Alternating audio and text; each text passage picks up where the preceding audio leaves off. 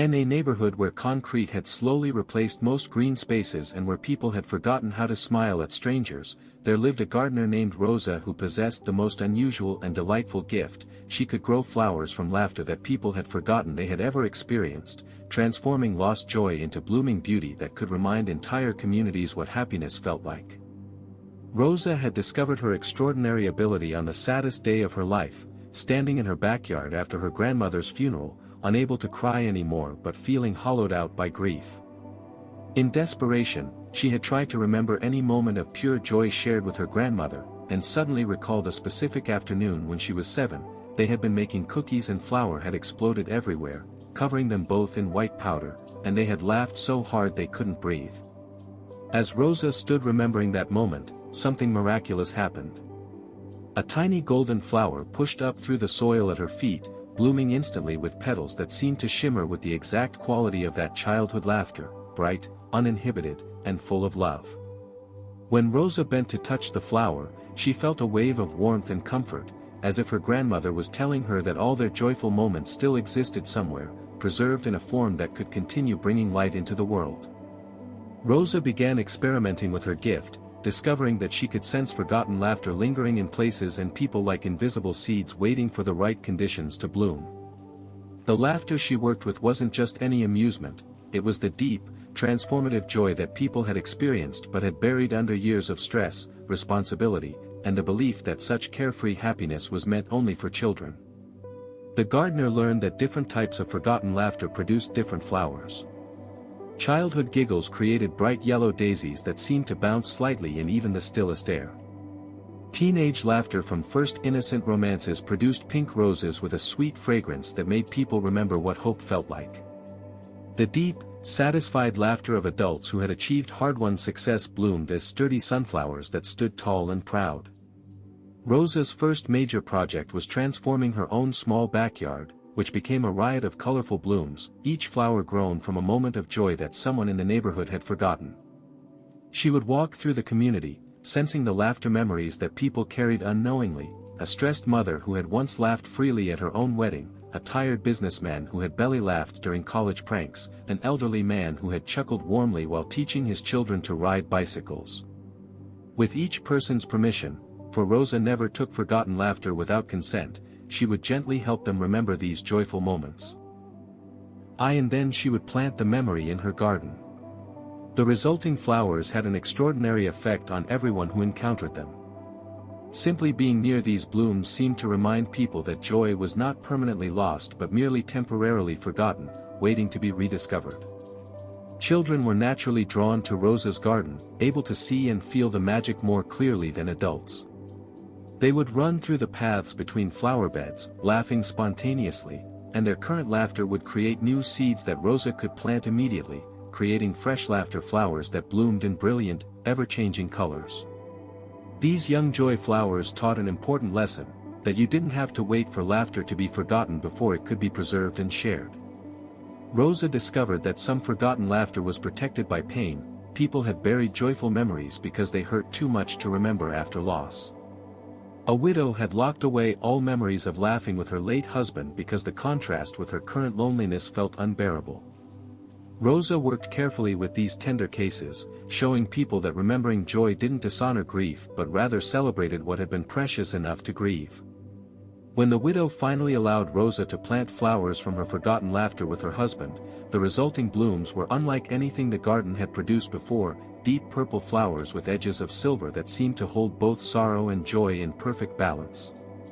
These grief and laughter flowers taught visitors that human emotion was complex, that you could miss someone terribly while still celebrating the happiness you had shared. The gardener's work attracted attention from unexpected places. A nursing home invited Rosa to visit, hoping she could help residents who had lost connection to their younger selves, who felt their lives had been defined only by illness and limitation. Rosa spent weeks with the elderly residents, gently helping them remember moments of forgotten joy, dancing at a USO social, laughing at a baby's first words, giggling with siblings during mischievous childhood adventures. The laughter flowers Rosa grew from these elderly memories were some of the most beautiful in her entire collection, flowers that bloomed in sophisticated colors and released fragrances that carried actual memory hints.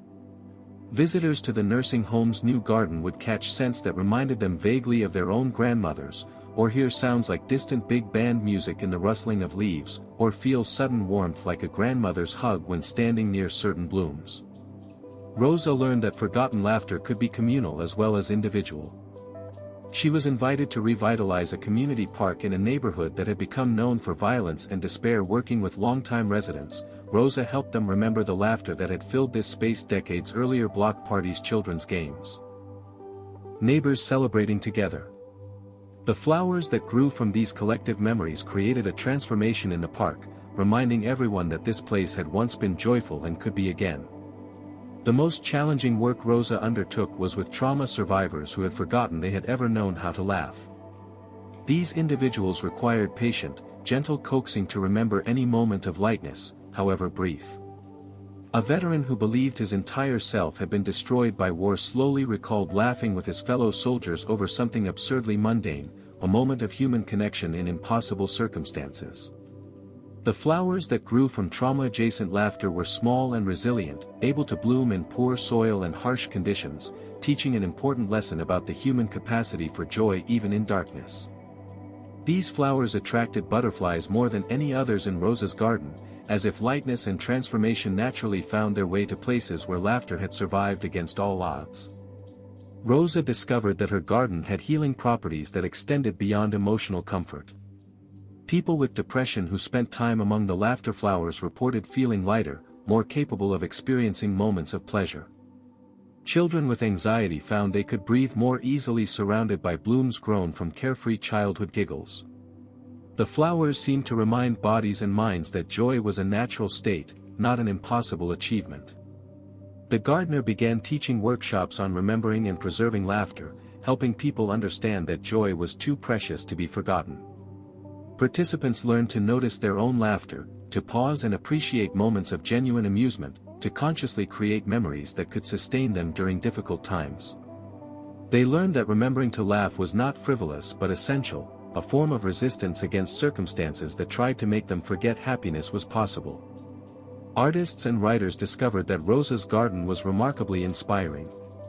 Sitting among the laughter flowers seemed to unlock creativity that had been blocked by seriousness and pressure. Novelists remembered the joy of making up stories as children. Painters recalled the delight of spreading finger paints without judgment.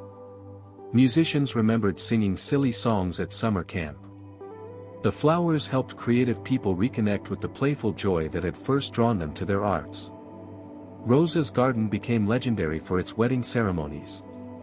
Couples would marry surrounded by flowers grown from their forgotten laughter, blooms created from their first awkward jokes together, their surprised delight at discovering shared humor, their helpless laughter during inside jokes only they understood.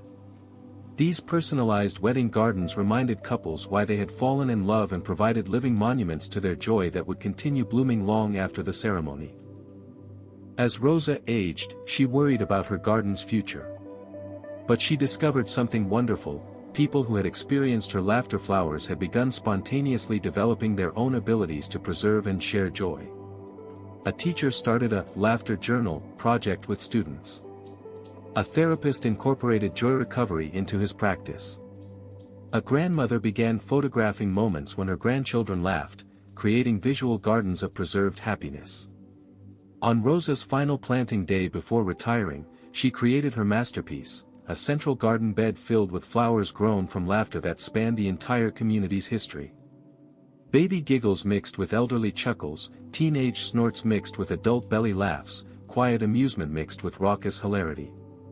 The resulting garden bloomed in every color imaginable, each flower unique but all harmonizing into a celebration of the human capacity for joy. The gardener who grew flowers from forgotten laughter left behind a legacy that bloomed eternal, the understanding that joy was never truly lost, that laughter could be preserved and shared, that happiness was not frivolous but essential, and that even in the hardest times, remembering how to laugh was an act of hope, resistance, and profound love for the gift of being alive.